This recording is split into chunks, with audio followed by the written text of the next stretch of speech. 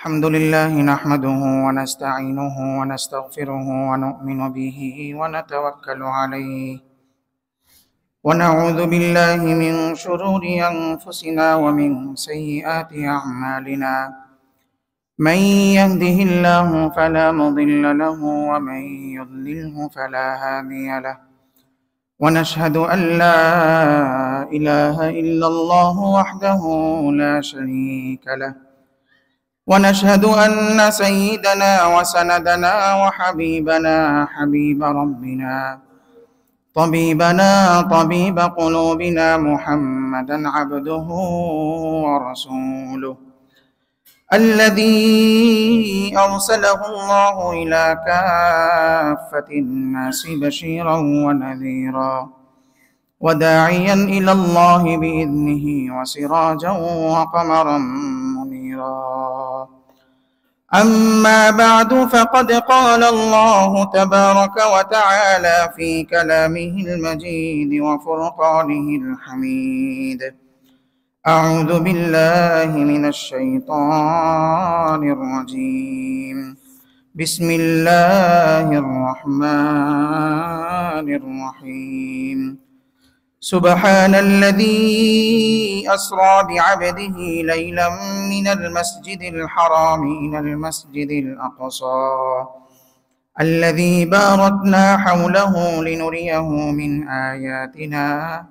إنه هو السميع البصير وقال الله تبارك وتعالى في آية أخرى والنجم إذا هوى ما ضل صاحبكم وما غوى وما ينطق عن الهوى إن هو إلا وحي يوحى وقال رسول الله صلى الله عليه وسلم أنا سيد ولد آدم يوم القيامة ولا فخر أو كما قال عليه الصلاة والسلام সবাই মুহাব্বতের সাথে দরুদ শরীফ পড়ি আল্লাহুম্মা সাল্লি আলা মুহাম্মাদ ওয়া আলা আলি মুহাম্মাদ কামা সাল্লাইতা আলা ইব্রাহিম ওয়া আলা আলি ইব্রাহিম ইন্নাকা হামিদুম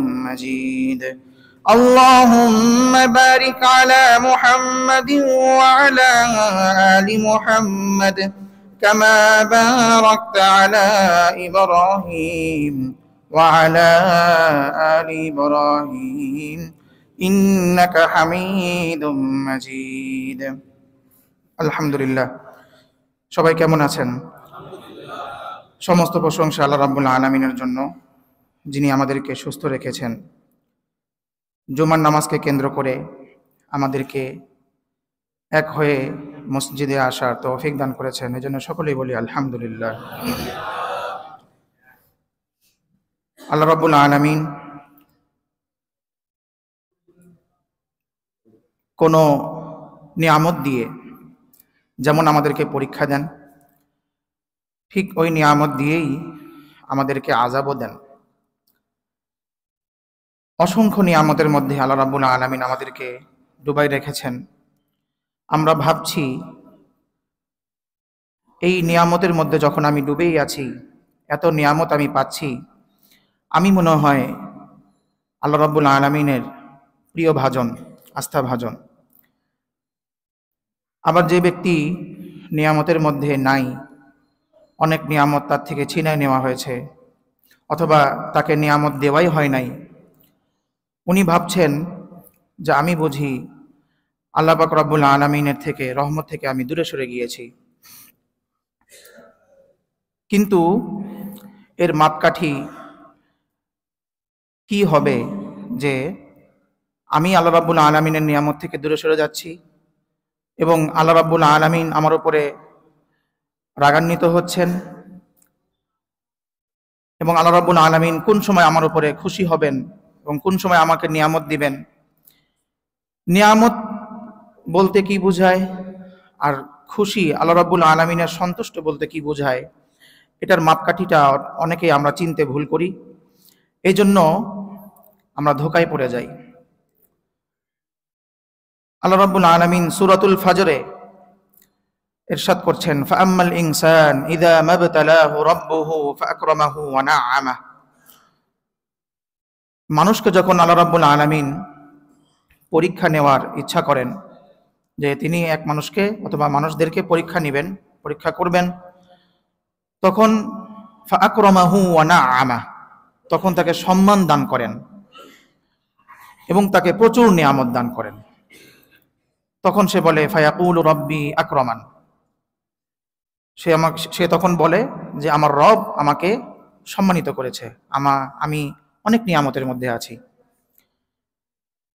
তারপরের আয়াতেই আল্লাহ রাব্বুল আলামিন বলছেন, ওয়া আম্মা ইযা মাবতালাহু রাব্বুহু, আবার ঠিক যখন একে পরীক্ষা নেওয়া হয়, ওয়া কাদারা আলাইহি রিজকাহু, এবং তার নিয়ামতগুলোকে একটু কমায় দেওয়া হয়, তার রিজিককে একটু কমায় দেওয়া হয়, তখন সে বলে ফায়াকুলু রাব্বি আহানান, যে আমার রব তো আমাকে অপমান করলো, আজকে আমার এই সম্পদ নাই দেখে আমি সবার সামনে অপমানিত হলাম, আমি এত ভালো কাজ করি তারপরেও তো আমার রব আমার উপরেতে এত রাগান্বিত অবস্থায় আছে। তখন আল্লাহ রাব্বুল আলামিন অন্য আয়াতে গিয়েছেন যে গুনার কথা বলেছেন, অনেকগুলো গুনাহ থেকে একটা গুনার কথা বলেছেন, কাল্লা বাল্লা তুকরিমুনাল ইয়াতীম, যে না, তোমরা যে ভাবছো নিয়ামতের মধ্যে থাকা, আল্লাহ রাব্বুল আলামিনের প্রিয়ভাজন হওয়া, আর নিয়ামত থেকে দূরে থাকা, আল্লাহ রাব্বুল আলামিনের রাগান্বিত অবস্থায় থাকা একটা আলামত পরিচয় বহন করা, এটা নয়। তোমরা তো গুনার মধ্যে লিপ্ত আছো, তোমরা তো এতিমকে সম্মান করো না, মানে এরকম একটা গুনাহ দিয়ে আল্লাহ রাব্বুল আলামিন শুরু করেছেন। নবী করিম সাল্লাল্লাহু আলাইহি ওয়াসাল্লাম 4টি জিনিস থেকে আমাদেরকে আল্লাহর নিকট আশ্রয় চাইতে হুকুম দিয়েছেন।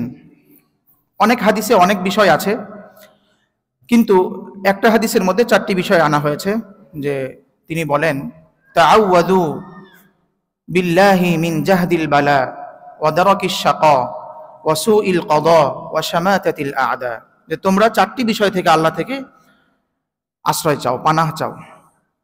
কঠিন বিপদ থেকে, 1 নাম্বার কি? কঠিন বিপদ থেকে।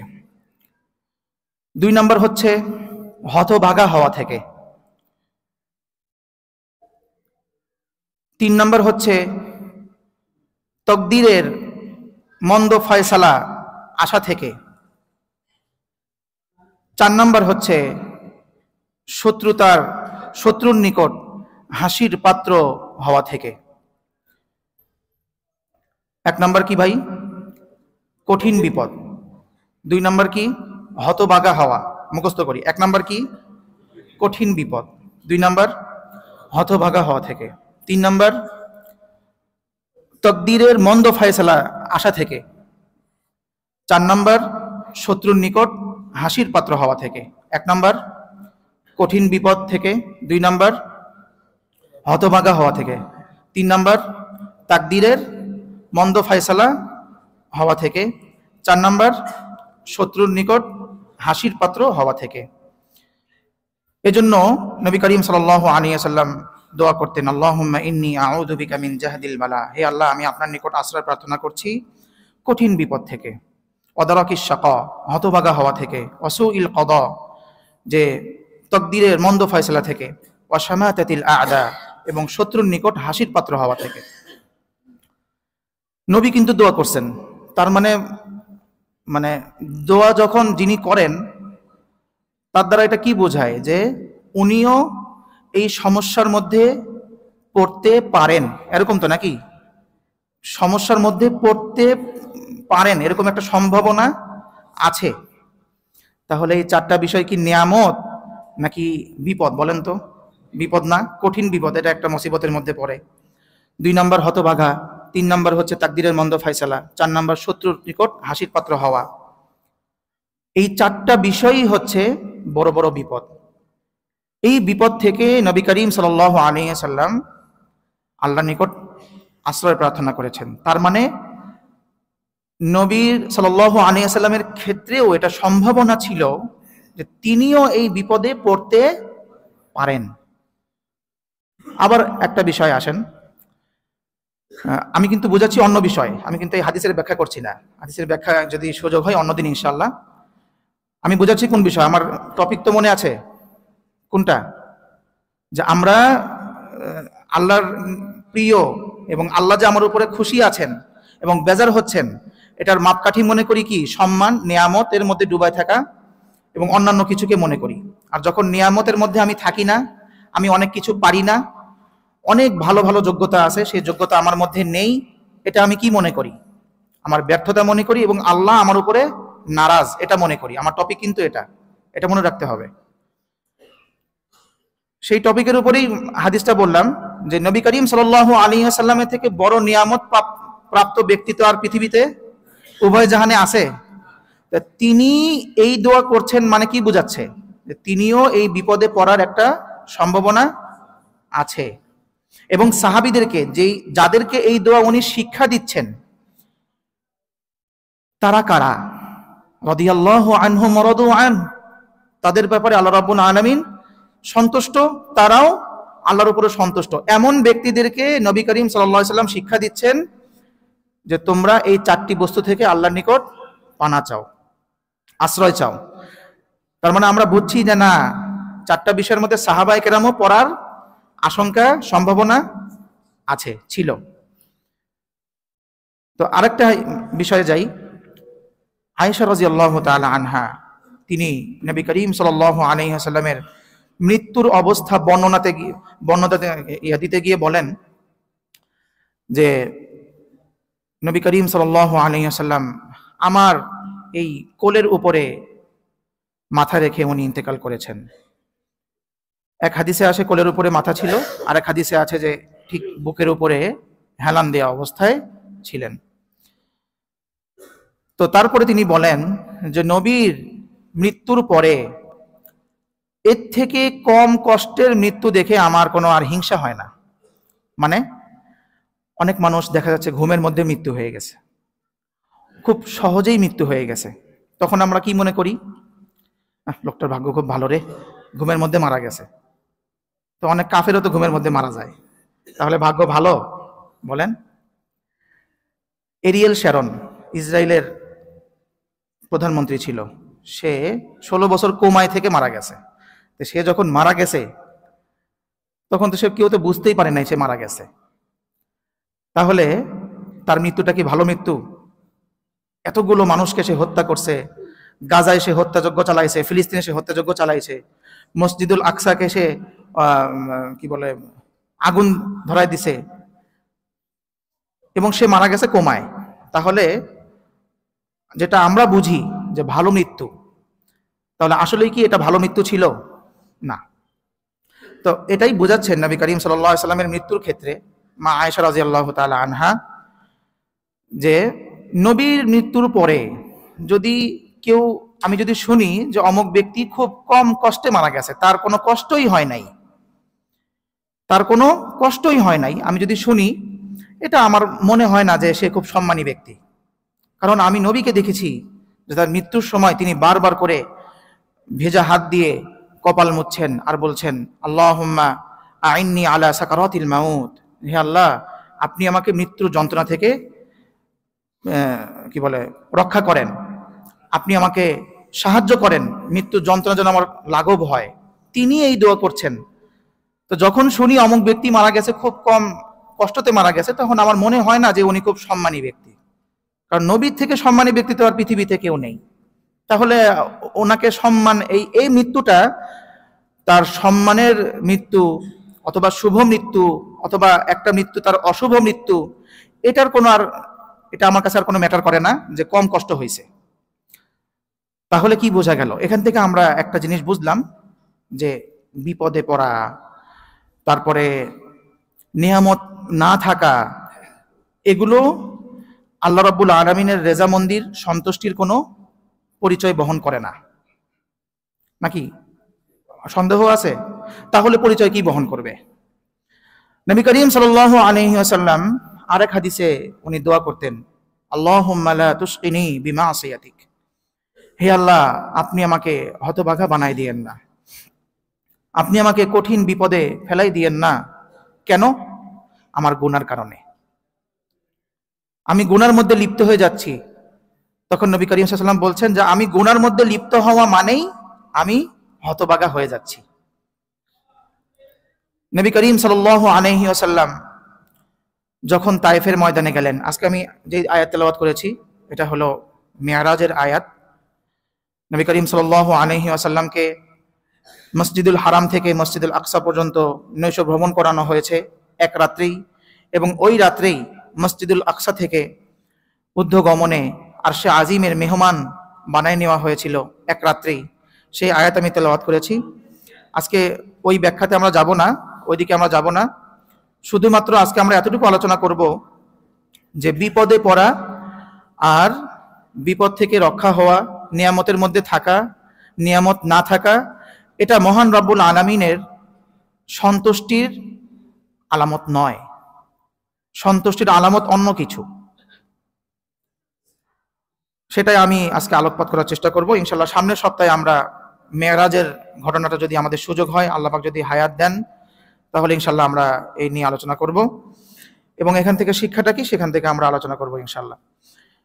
তো যেই কথা বলছিলাম, নবী করিম সাল্লাল্লাহু আলাইহি ওয়াসাল্লাম যখন তায়েফ গেলেন, এটা হচ্ছে মেরাজের একটা প্রেক্ষাপট।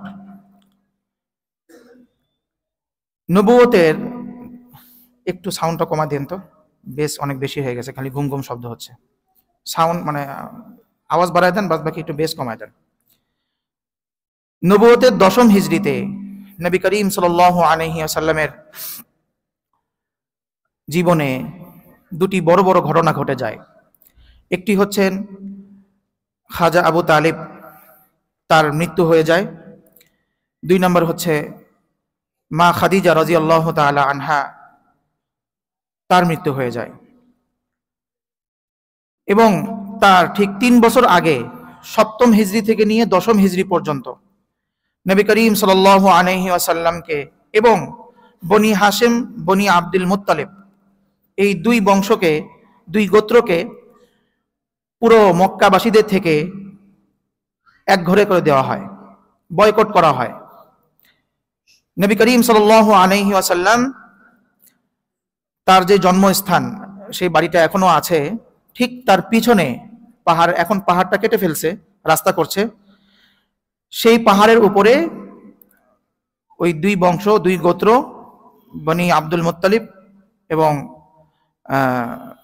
বনি হাশিম, এই 2 গোত্রকে একঘরেতে যখন একঘরে করে দেওয়া হয়, ওই পাহাড়ের উপরে তারা ঘাঁটি গাড়েন এবং 3 বছর সেখানে ছিলেন, 7ম বছর থেকে নিয়ে 10ম বছর পর্যন্ত।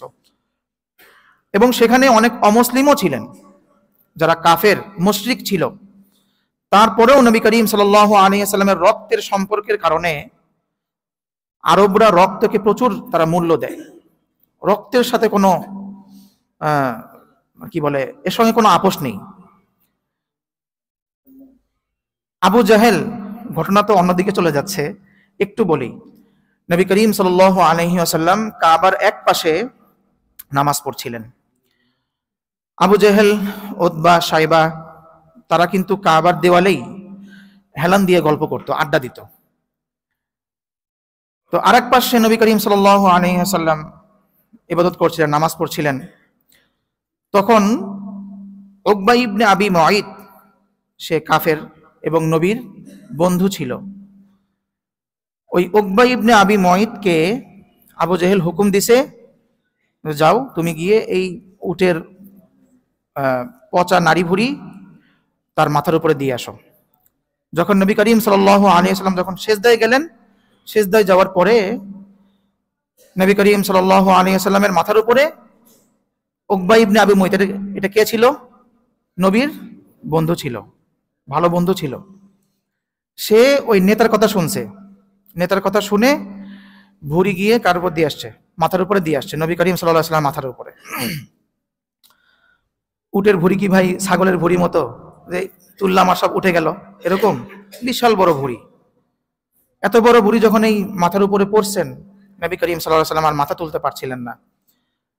ফাতেমা রাদিয়াল্লাহু তাআলা আনহা, তিনি আসলেন, আসার পরে মাথা থেকে ভুড়িটা অনেক কষ্ট করে সরাই দিলেন। তখন নবী করিম সাল্লাল্লাহু আলাইহি ওয়াসাল্লাম মাথা তুললেন, নামাজ শেষ করলেন। নামাজ শেষ করার পরে 2 হাত তুলে দোয়া করছেন, আল্লাহুম্মা আলাইকা বি আবি জাহল, আল্লাহুম্মা আলাইকা বি উকবা ইবনে আবি মুঈদ, এভাবে নাম ধরে ধরে দোয়া করছেন। মানে কি? তুমি আবু জেহেলকে ধ্বংস করো, এই উকবাকে তুমি ধ্বংস করো, সাহেবাকে তুমি ধ্বংস করো। এই কথা যখন শুনছে আবু জেহেল, সঙ্গে সঙ্গে গিয়ে নবী করিম সাল্লাল্লাহু আলাইহি ওয়াসাল্লামের গিয়ে মুখ এভাবে চেপে ধরছে, আর চোখগুলো বড় বড় হয়ে গেছে। ভাতিজা আর বলিস না, আর বলিস না। তখন উকবা ইবনে আবি মুঈদ বলছে, নেতা, সর্দার, আপনি নেতাকে অস্বীকার করেন, আপনি নেতাকে অস্বীকার করেন, তাহলে আবার গিয়ে মুখ ধরলেন কেন? আরে যা কয় সব তো সত্য কথা কয়, যদি কি হয়ে যায়, কবুল হয়ে যায়। আবু জেহেল বলছে, কে তো সত্য নবী, যা বলে এটা কিন্তু ভাই আমি কিন্তু বানাই বলছি না, এটা ইতিহাসের কিতাবে একবারে লিপিবদ্ধ করা আছে। যা বলে সব তো সত্য বলে, সত্য নবী তো। উকবা ইবনে আবু মুঈদ বলছে যে সত্য নবী, তারা আপনি মানেন না কেন? কয়, যদি সে যদি আমাদের রক্ত থেকে হইতো, মানে কুরাইশ বংশের তো হইছে, কিন্তু যদি আমাদের গোত্র থেকে যদি হইতো তাহলে তারে মানতাম আমি, কিন্তু সে হইছে হাশেমের রক্ত থেকে, আর আবু জেহেল হচ্ছে উমাইয়ার রক্ত থেকে, বনি উমাইয়া, আরেক গোত্রের। এই রক্তের কারণে আমি আর তাকে মানি না। তার মানে কি বোঝা গেল?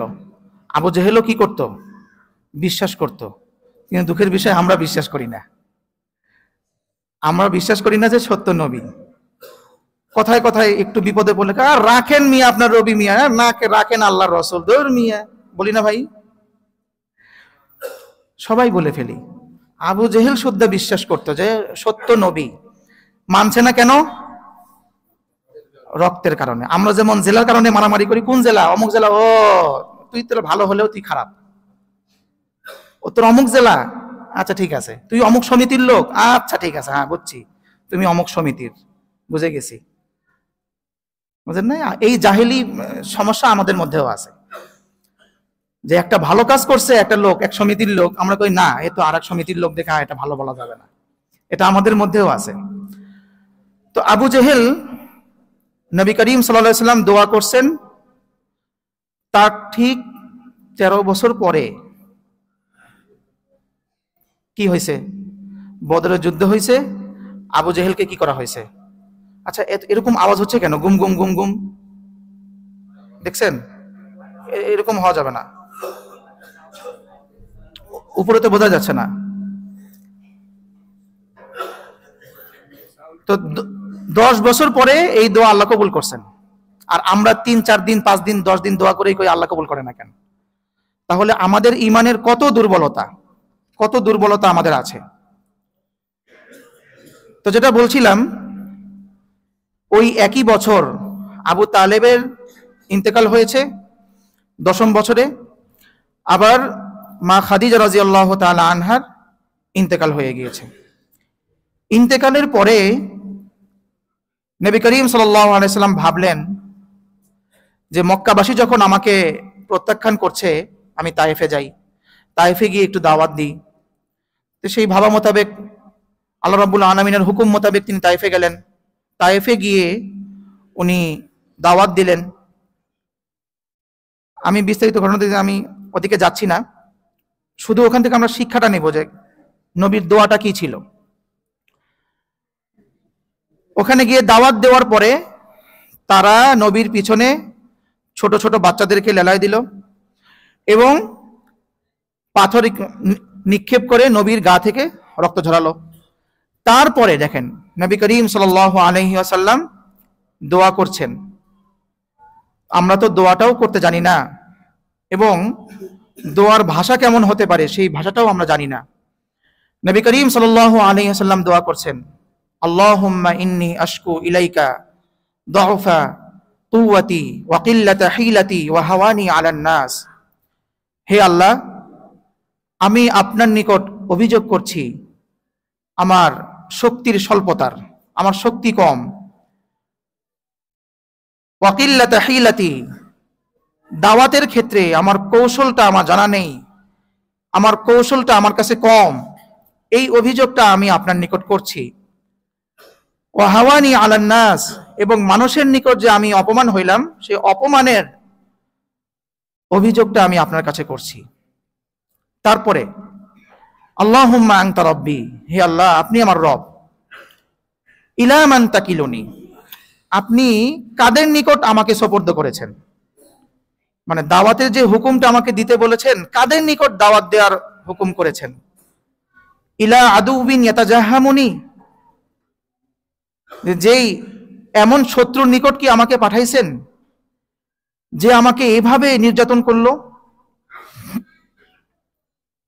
আও ইলা করিবিন মাল্লাকতাহু আমরি, অথবা এমন আমার নিকট আত্মীয়দের নিকট আমাকে পাঠাইছেন যাদের কাছে আমার কোনো শক্তি নেই, আমি কোনো কথা বললেই তারা আমাকে অপমান করে তাড়ায় দেয়, তারা আমার নিকট আমার উপরে বেশি শক্তিশালী, এমন পরিবারের নিকট এমন আত্মীয়র নিকট আমাকে পাঠাইয়েছেন।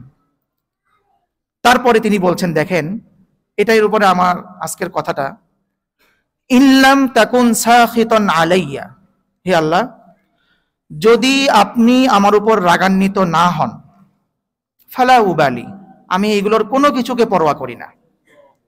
এত বড় বিপদ, আমি কিন্তু বিপদের কথা এগুলো বললাম না, কারণ আমরা এগুলোকে এখন আবেগ হিসেবে নিই, অথবা বলি আর এগুলো বয়ান কত আগের বয়ান, হুজুর এগুলো পাই নাই, এগুলো বয়ান দিচ্ছে। ওগুলো দিচ্ছি না ভাই, আমাদের আসলে ইমানের অবস্থা খুবই খারাপ, এগুলো দিয়ে আর চলে না, এজন্য ওদিকে যাচ্ছি না। আমাদের যে বর্তমান যে সমস্যাগুলো হচ্ছে, যে আমরা একটুতেই আল্লাহর উপরে রাগ করে ফেলি, একটুতেই আল্লাহকে আমি গালি দিয়ে মানে সবকিছু উদ্ধার করে ফেলাই, ওই সমস্যাটা আমাদের দূর করতে হবে। নবী কি বলছেন, যে এত বড় বিপদের পরেও তিনি বলছেন যে যদি আপনি আমার উপরে রাগান্বিত না থাকেন তাহলে আমি এই এত নির্যাতন এত কিছুকে আমি কোনো পরোয়া করি না। গায়রা আন্না আফিয়াতাকা আওসাউ লি, কিন্তু আপনার নিয়ামত এবং আপনার পক্ষ থেকে যে সুস্থতা আসবে এটা আমার জন্য বেশি প্রশস্তর কারণ, আপনি আমাকে এটা দান করেন। মানে বিপদে তো আমি পড়েছি, এই বিপদটাও তো আপনার পক্ষ থেকেই তো আসছে, কিন্তু এই বিপদের কারণ যদি আপনার রাগ না হয়ে থাকে তাহলে আমার কোনো সমস্যা নাই, কারণ আমি বিপদে পড়তেই পারি, আমার জীবনে বিপদ আসতেই পারে, আমার জীবনে শান্তি আসবে, আমার জীবনে অশান্তিও আসবে, এটা সমস্যা নেই। কিন্তু সমস্যা হচ্ছে আপনি আমার উপরে অসন্তুষ্ট কিনা। যদি অসন্তুষ্ট হয়ে থাকেন তাহলে আমার সমস্যা, আর যদি আপনি সন্তুষ্ট থাকেন তাহলে আলহামদুলিল্লাহ আমার কোনো সমস্যা নেই। তাহলে দেখেন নবী করিম সাল্লাল্লাহু আলাইহি ওয়াসাল্লাম তিনি এটা ভাবছেন, তাহলে আমার আপনার কোনটা ভাবা উচিত? সামান্য একটু বিপদে পড়লেই আমরা হুটহাট করে একটা সিদ্ধান্ত দিয়ে ফেলি আল্লাহর ব্যাপারে, হুটহাট করে একটা কথা বলে ফেলি যে এত নামাজ পড়লাম, এত রোজা করলাম, আল্লাহ আমার কথাই শুনলো না। আরে ভাই, আল্লাহ ঠেকা পড়ছে আমার কথা শোনার জন্য? আল্লাহ ঠেকা পড়ছে নাকি? আমার নাক দিয়ে যে নিঃশ্বাসটা বের হচ্ছে এটাই তো আমার শুকরিয়া। আমার পুরো শরীর সব শেষ, শুধু নিঃশ্বাসটা বের হচ্ছে, এটাই তো আমার জন্য শুকরিয়ার একটা কারণ, যে সবচেয়ে বড় নিয়ামত আমাকে আল্লাহ পাক দিয়েছেন, জীবনের নিয়ামত। আজকে যদি আমাকে প্রশ্ন করা হয় যে ভাই আপনার বর্তমান আপনি কোন কোন নিয়ামতে আছেন একটু বলেন তো, আপনি কি কি সুখে আছেন? হ্যাঁ, আমার আবার সুখ, কিসের সুখ ভাই?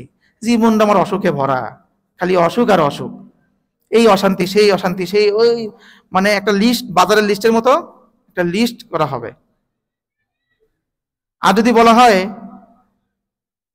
এটা হচ্ছে অসুখের মানে অশান্তির লিস্ট করা হবে, আর যদি বলা হয় যে নিয়ামত বের করেন তো, নিয়ামত আমরা খুঁজে পাই না, 5-6 বছর পর পর একটা করে নিয়ামত খুঁজে পাই। এই হচ্ছে আমাদের অবস্থা। এবং নবী করিম সাল্লাল্লাহু আলাইহি ওয়াসাল্লাম তাকে জিজ্ঞাসা করা হয়েছে, জিবরাইল আলাইহিস সালাম জিজ্ঞাসা করেছেন, নবী করিম সাল্লাল্লাহু আলাইহি ওয়াসাল্লাম একদিন বলছেন যে আজকে আমার রব আমাকে বলছেন যে উহুদ পাহাড়কে তোমার জন্য স্বর্ণের করা হবে, স্বর্ণের করে দেওয়া হবে। তো আমি তখন আমার রবকে বলেছি যে না আল্লাহ, আমার এটার দরকার নেই, আমি একদিন খেয়ে থাকবো, তোমার শুকরিয়া আদায় করব, একদিন না খেয়ে থাকবো, আমি সেদিন সবর করব। এই সবর, আমাদের মধ্যে এই সবরটা নাই। আমরা সবর কোনটা ভাবি? আজকে আমার শক্তি নাই, তুই আজকে আমার একটা থাপ্পড় দিছস, আমারও একদিন দিন আসবে, তারপরে দেখামো তোরে, আগে সরকারটা যাক, তারপরে তোরে কি করি আমি দেখি। এটাকে সবর বলে না ভাই, এটাকে ধৈর্যের, এটাকে বলা হয় ধৈর্য। হুজুর এটা আপনি কি কইলেন, সবর আর ধৈর্য তো একই না? সবর ধৈর্য এক না, ধৈর্যের শেষ আছে, সবরের কি নাই, শেষ নাই। আল্লাহ আমাদেরকে সবরের হুকুম দিয়েছেন যে তোমরা সবর করো। আল্লাহ বলেছেন ইন্নাল্লাহা মাআস সাবিরিন, যে নিশ্চয়ই আল্লাহ সবরকারীদের সঙ্গে আছেন। আর আমরা ধৈর্য ধারণ করি, মানে কি, দাঁড়া তোরে আমি লইতাছি, দেরি কর, টাইমটা শেষ হোক, মানে এটা অপেক্ষা। অপেক্ষা কি হয় আমাদের, শেষ হয়। রমজান মাস, এই যে আর 1.5 মাস আছে, আজকে রজবের 9 তারিখ, 1 মাস 20 দিন আছে। রোজা আমাদেরকে সবরের শিক্ষা দেয়, কিন্তু রোজা থেকে আমরা সবরের শিক্ষা না নিয়ে অপেক্ষার শিক্ষা নিই। টাইম হয় না কেরে, খামু আমি, টাইমটা শেষ হলেই খাওয়া শুরু, এটা মনে করে খাই না যে আল্লাহ রাব্বুল আলামিন আমার সামনে এত নিয়ামত দিয়েছেন, এই নিয়ামতটা আমি একটু খাই না। আমি অপেক্ষার প্রহর গুনতে থাকি যে কোন সময়, আরে মুয়াজ্জিন আযান দেয়, আরে মুয়াজ্জিন বুড়া মানুষ দিকে আযান দেয় না, কত কথা, একে আগে পানি খেয়ে নেয় তারপরে আযান দেয়, এই হয়েছে সে হয়েছে, কত কথা। মানে এটা আমরা অপেক্ষা করি, ধৈর্য ধরি। তো অপেক্ষা ধৈর্যের শেষ আছে, কিন্তু সবরের কি নাই, শেষ নাই। তাহলে সবর কাকে বলে? সবর হচ্ছে 3টা বিষয়ের নাম। একটা হচ্ছে ইবাদতের উপরে সবর করা, আমি নামাজ পড়ছি, রোজা রাখছি, বিভিন্ন ইবাদত করছি, এটার সঙ্গে লেগে থাকা, এটার নাম হচ্ছে সবর। 2 নম্বর হচ্ছে আমি গুনাহ থেকে বিরত থাকা, এটার নাম কি, সবর। 1 দিন 2 দিন 5 দিন 10 দিন 1 মাস 10 মাস 1 বছর গুনাহ থেকে বিরত থাকা যায়, তারপরে কি হয়ে যায়, একদিন হঠাৎ করে গুনাহের মধ্যে লিপ্ত হয়ে যায়, একদিন না একদিন হয়েই যায়। তো আবার যখন গুনাহের মধ্যে যখন লিপ্ত হয়ে যায়, তখন দেখার বিষয় যে উনি আবার সেই গুনাহ কি ছাড়তে পারছেন, তওবা করতে পারছেন, নাকি আবার শুরু হয়ে গেছে। একটা সময় দেখা যায় খুব নামাজি, ফজরের নামাজ, জোহরের নামাজ, আসরের নামাজ সব টাইম টাইম পড়ছেন, জামাতের সঙ্গে পড়ছেন, কয়দিন পরে কিছুই নাই, আবার শার্ট প্যান্ট পরে ঘুরে বেড়াচ্ছে। শার্ট প্যান্ট পরা খারাপ না, মানে ঘুরে বেড়াচ্ছে, মসজিদের পাশ দিয়ে ঘুরে বেড়াচ্ছে। তাহলে কিন্তু এটাকে কি বলা হয় না, সবর অথবা ইবাদত বলা হয় না। বলা হবে কোনটা, যখন কন্টিনিউয়াসলি চলছে, গুনাহ থেকে বিরত কন্টিনিউয়াসলি চলছে। 3 নাম্বার হচ্ছে যখন বিপদ আসবে, সেই বিপদে ধৈর্য ধারণ করা, ওটা তো একদিন শেষ হবেই। তাহলে 3টা জিনিস যখন একসঙ্গে পাওয়া যাবে, এটাকে তখন কি বলা হবে ভাই, সবর বলা হবে। আমরা খালি একটা করি, আর 2টার নামে কি নাই, আমাদের খোঁজ নাই। আল্লাহ বলছেন যে আমি তোমার উপর রাজি তখনই হব যখন তুমি সবরকারী বান্দা হবে। ইন্নাল্লাহা মাআস সাবিরিন, নবী করিম সাল্লাল্লাহু আলাইহি ওয়াসাল্লাম এটাই বলছেন যে আল্লাহ আমার উপর বিপদ আসুক আর চাই না আসুক, আমি নিয়ামতের মধ্যে থাকি আর না থাকি, কিন্তু তুমি আমার উপরে কি হয় না, রাগান্বিত হয় না। তার মানে এতক্ষণ যে আমরা আলোচনা করলাম, এতটুকুতে আমরা বুঝতে পারছি যে নিয়ামতের মধ্যে থাকা, একজনের অনেক কিছু থাকা, আবার একজনের কিছুই না থাকা, এগুলো মূলত আল্লাহ রাব্বুল আলামিনের সন্তুষ্ট এবং অসন্তুষ্টির কি বলা পরিচয় বহন করে না। সন্তুষ্ট এবং অসন্তুষ্টির পরিচয় বহন করে হচ্ছে বান্দা গুনাহ থেকে বিরত থাকছে কিনা, ইবাদতের উপরে সে অটল থাকতে পারছে কিনা, এবং বিপদ আসলে তার আচরণটা কেমন হবে, সেই আচরণের উপরে নির্ভর করবে আমাদের, আমি আল্লাহ পাক রব্বুল আলামিন আমার উপরে খুশি আছেন নাকি, কি বলে, আমি আল্লাহ রাব্বুল আলামিনের, হ্যাঁ ঠিক আছে, আমি আল্লাহ রাব্বুল আলামিন আমাকে নিয়ামত দান করছেন, আমার উপর খুশি আছেন নাকি অসন্তুষ্ট আছেন। এই বিষয়গুলো আমার উপর ম্যাটার করবে। কিন্তু আজকে ভাই আমাদের মধ্যে দেখা যায় সব সমস্যা, সবকিছু আমাদের মধ্যে, একটু বিপদে পড়লেই আল্লাহকে গালি দিই, একটু বিপদে পড়লেই সমস্ত সমস্যা আল্লাহর উপরে আমরা ঝেড়ে দিই, সমস্ত রাগ। এগুলো একটাও ঠিক না। এবং ভাবখানা যেন এমন যে আমার আসলে বিপদে পড়ার কোনো ফুরসতি নাই, আমি আবার বিপদ একসাথে হব নাকি, আমি তো একবার আল্লাহ পাকের খাস বান্দা, আমার আবার বিপদ কিসের, এরকম ভাবি। কিন্তু আল্লাহ পাক রব্বুল আলামিন সবচেয়ে বেশি পরীক্ষা নেন যাদেরকে বেশি ভালোবাসেন। যাদেরকে বেশি ভালোবাসেন তাদের সবচেয়ে বেশি বিপদে ফেলান। নবী করিম, এটা কিন্তু আমার কথা না, নবী করিম সাল্লাল্লাহু আলাইহি ওয়াসাল্লাম ইরশাদ করছেন, আশাদ্দুন নাসি বালাআন আল আম্বিয়া সুম্মাল আমসাল ফাআমসাল। সবচেয়ে বেশি বিপদগ্রস্ত হবেন নবীগণ, তারপর যারা নবীর সঙ্গে বেশি সামঞ্জস্যতা রাখেন। এখন আমাদের মধ্যে আমরা একটু দেখি যে এখন বিপদে কারা পড়ে আছি। যদি আমার গুনার কারণে যদি আমি বিপদে পড়ে থাকি তাহলে তো এটা আমার গুনার কারণ। আর যদি দেখা যাচ্ছে না আলহামদুলিল্লাহ আমার সমস্ত ইবাদত সবকিছু ঠিকমতো হচ্ছে, আমি গুনাহ থেকে বিরত থাকছি, তারপরেও আমার উপর বিপদ আসছে, তাহলে শুকরিয়া আদায় করতে হবে এবং মেনে নিতে হবে যে আল্লাহ রাব্বুল আলামিন আমাকে একটু পরীক্ষা নিচ্ছেন। তখন সবরের বিষয়টা আসবে। পারবো না ভাই ইনশাআল্লাহ? আল্লাহ রাব্বুল আলামিন আমাদের সকলকেই কথাগুলো বোঝার তৌফিক দান করুন। আমাদের সামনে আমাদের মসজিদ কমিটির সম্মানিত সভাপতি সাহেব কিছু কথা রাখবেন। আমরা